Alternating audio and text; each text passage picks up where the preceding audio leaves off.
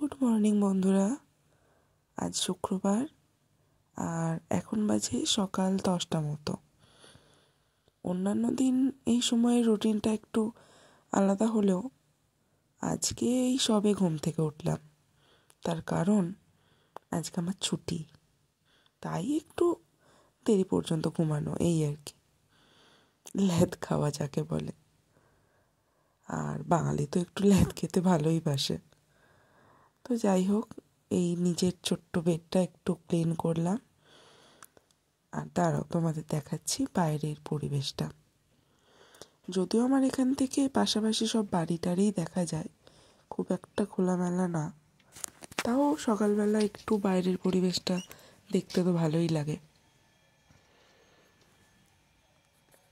আর দেখো, এই আস্তে আস্তে এই এটা হচ্ছে আমার ছোট্ট মানি প্ল্যান্টের গাছ। ছোট তাও কিউট। তো চলো এবার আস্তে আস্তে ব্রেকফাস্টের দিকে যাই, কি রান্না করি। বাড়িতে এই সব সবজি আছে আর আমি এখন সবজি কাটতেও বসে গেলাম, কারণ আজকে মর্নিংয়ে ভাবছি পাস্তা করব।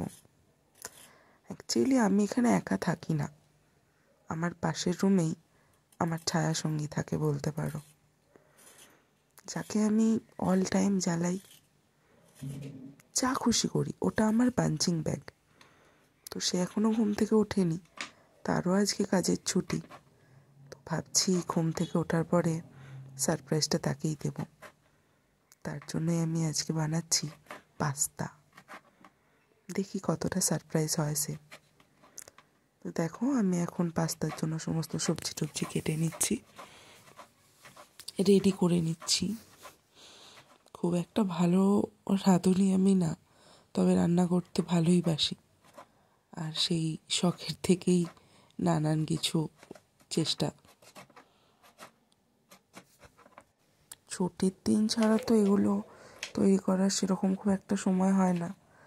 আর আজকে যেহেতু দুজনেরই কাজ বন্ধ, তো ওই কারণেই মনে হলো চলো আজকে কিছু একটু ভালো রান্না করে খাওয়া যাক মর্নিংয়ে। দেখো, এদিকে কথা বলতে বলতে সমস্ত ইনগ্রিডিয়েন্টসগুলো আমার কাটা হয়ে গেছে, রেডি করে নিয়েছি। আর এদিকে পাস্তাটাও আগে থেকেই বয়েল করতে বসিয়ে দিয়েছিলাম, ওটাও প্রায় সিদ্ধ হয়ে এসেছে। দেখো, একটা ফ্রাইং প্যান নিয়ে নিয়েছি। এবার এখানে একটু সামান্য সাদা তেল দিয়ে দিলাম, যাতে সবজিগুলো ভেজে নিতে পারি প্রথমেই। হ্যাঁ, এটা হয়তো দোকানের মতন অতটা টেস্টি হবে কিনা জানি না, তবে বাড়িতে মোটামুটি যা যা ছিল তাই দিয়েই বানিয়ে ফেলেছি নিজের মতো করে। আর অত মশলা টশলাও আমি দিই না, ওই সবজি টবজি ডিম এই দিয়েই যতটুকু হয়। আর আমার গিনিপিগ হচ্ছে আমার ওই ছায়া সঙ্গী, ওকেই টেস্ট করাবো ফার্স্ট। খারাপ হলেও ওর টেস্ট করবে, আর ভালো হলেও ওই টেস্ট করবে। দেখো, কথা বলতে বলতে সবজিগুলো ভাজা হয়ে গেছে, আর এরই সাইডে দুটো ডিমকেও ফাটিয়ে দিয়ে দিলাম, যতটা শর্টে করা যায় আর কি। তেলটাও কম লাগলো, জায়গাটাও কম লাগলো। একার সংসার, বুঝতেই তো পারছো। যতগুলোই থালা বাসন বেরোক না কেন, সবই তো সেই মাজা ধোয়া আমাকেই করতে হবে, তাই একটাতেই কাজ মিটিয়ে দিলাম। ব্যাচেলারদের এত কিছু হয় না, মাঝে মধ্যে তো এমনও হয় যে যেইটাতে রান্না করলাম ওটাতেই হয়তো আমাদের খেয়ে নিতে হবে, তাড়াহুড়োর সময় অত খেয়াল থাকে না। দেখো, কথা বলতে বলতে এদিকে ডিমটাও ভাজি করে নেওয়া হয়েছিল, আর তার উপরেই দিয়ে দিলাম পাস্তাগুলো। এটা করতে বেশি সময় লাগে না, এবার জাস্ট একটু নাড়িয়ে ভেজে নেওয়া, প্রায় হয়ে এসেছে। চলো এবার প্রথমে আমার গিনিপিগকেই টেস্ট করাই। খাবো?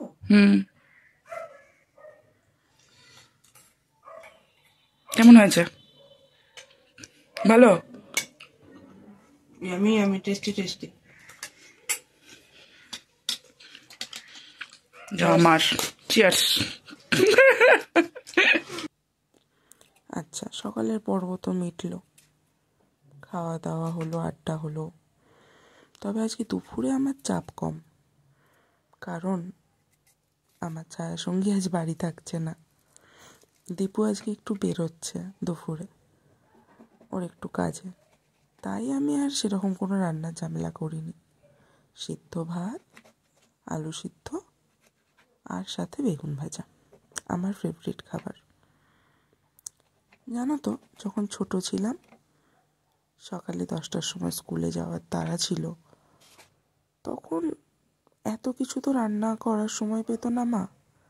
কারণ যতই হোক আমি জয়েন্ট ফ্যামিলির মেয়ে, তো সব কিছু সামলে আর অনেক কিছু করে দিতে পারতো না। তাই বেশিরভাগ দিনই এই খাবারটাই অমৃত ছিল। আর এর সাথে কোনো কোনো দিন আসতো ঘি, আর কোনো কোনো দিন হতো মাছ ভাজা। এই দুটো যা অ্যাড হতো, বাকি সব সেম। তাই আজ রান্না করতে গিয়ে কিছুটা মনে হচ্ছে সেই স্কুল জীবনে ফিরে গেছি। ধোয়া ওঠা গরম ভাত, আলু মাখা আর বেগুন ভাজা, কি দারুণ লাগে খেতে না? আমার তো খুব প্রিয় খাবার। তো এখন চলো স্নান সেরে এই চলে এসেছি আমার মাধবের কাছে। প্রতিদিনের কিছুটা সময় এনার জন্য রাখা বরাদ্দ, কারণ এনাকে ছাড়া আমার সারা দিনটা কখনোই ভালো কাটে না। একা থাকি, তাও মনের কথা বলার জন্য যদি কেউ থাকে, সেটা হচ্ছে আমার মাধব। এই দেখো, এই হচ্ছে আমার ছোট্ট ঠাকুরের আসন, খুব পছন্দের জায়গা। আর এই হচ্ছে আমার কালাচাঁদ গোবিন্দ।